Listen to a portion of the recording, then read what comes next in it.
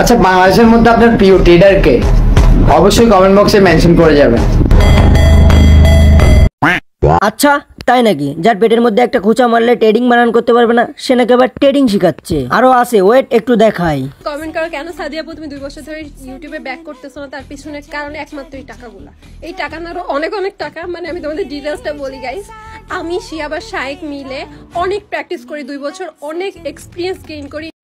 ও মা, এ দেখে আমাদের সাদিয়া আপু দেখতেছি।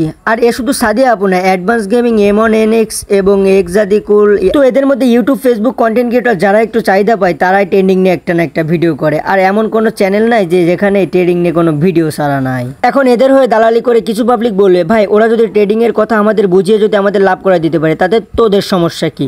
আসলে ভাই আমার কোনো সমস্যা নাই, কেননা তোমরা ইনকাম করবা, ইনকাম করে মা বাপকে কিছু দিবা, মা বাপ খুশি থাকবে, এটাই আমাদের চাওয়া। কিন্তু আমার প্রশ্ন একটাই, এটা কি আদৌ সম্ভব নাকি এরা ভুংচুং দিয়ে ভিউ কামাচ্ছে?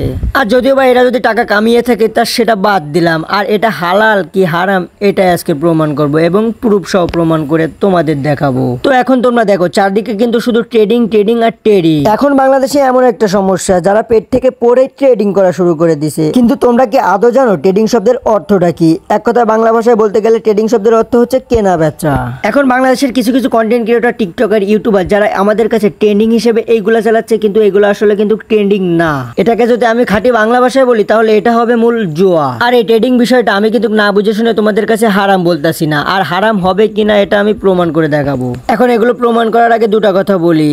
এই ভিডিওটা যদি আমি আপলোড করি এর কমেন্ট বক্সে অনেকে এসে বলবে, ভাই তুমি অ্যাডভান্স গেমিং কে রোস্ট করছো, এক্সাদিকুলকে রোস্ট করছো, তোমার কত বড় সাহস। আসলে এগুলো রোস্ট করার কিছুই না, এখানে যেটা হালাল হারাম সেটাই তুলে ধরতে আসছি। আর যারা বুঝবে তারা তো বুঝলো, আর যারা না বুঝবে কিছুই করার না। তো এখন যাই হোক, ট্রেডিং অর্থটা কি এটা তো তোমাদের আগেই বলেছি, তারপরে আরো একবার বলতে চাই। ট্রেডিং শব্দের অর্থ হচ্ছে কেনা বেচা করা। আসল কথা হচ্ছে তুমি একটা জিনিস কম দামে কিনলে আর সেটা একটু বেশিতে বিক্রি করাকে এটাকে বলে ট্রেডিং। এখন এই সংজ্ঞাটা শুনে অনেকে বলতে পারেন, ভাই এটা কিভাবে হারাম হলো? এটা তো ব্যবসা, ব্যবসা তো ভালো কাজ।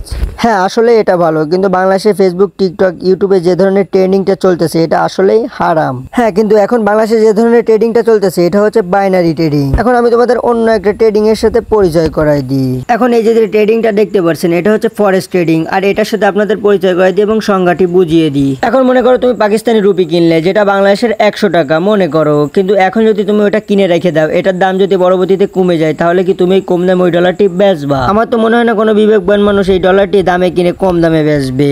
আসলে সবাই আসে লাভ করতে, ঠিক আছে? এখন তুমি যদি এই ডলারটি কিনে রাখো, এটার দাম যখন বাড়বে তখন তুমি নিজেই সেল করবা। আসল কথা হচ্ছে যে তুমি একটা জিনিস যখন কিনবা সেটা লাভে বেচবা, সেই লাভটাকে কখনো হারাম হয় না, এটা হালালি হয়। আর এই যে ট্রেডিংটা সম্পর্কে তোমাদের বুঝিয়ে দিলাম, এটা তোমরা নিজেরাই বোঝো। কেননা মনে করো তুমি একটা জিনিস ব্যবসায় 1 টাকা খাটালে, তুমি নিশ্চয়ই 2 টাকা লাভের আশায় থাকবা, এই জন্য এটা হালাল। আর তুমি যদি একজন বিবেকবান মানুষ হয়ে থাকো, তুমি এই ট্রেডিং এ স্বল্প স্বল্প লাভ করতে পারবা এবং গাড়ি বাড়ি এগুলো করতে পারবা, এগুলো হবে না, কারণ এটা স্বল্প লাভের জিনিস। আশা করি বিষয়টা তোমরা বুঝতে পারছো। আর ফার্স্টে টিকটক আর ইউটিউবাররা যে ট্রেডিং নিয়ে কথা বলে, এরা হচ্ছে একবার জোয়া, এটা হয় যাবে না আসবে। এখন যাই হোক, ট্রেডিং সম্পর্কে তোমাদের বোঝালাম, যে বুঝবান সে তো অবশ্যই বুঝেই যাবে। তো যাই হোক, আজকে ভিডিওটা এই পর্যন্ত। যদি ভিডিওটা ভালো লাগে ফটাফট like, comment, share and subscribe করে দিন।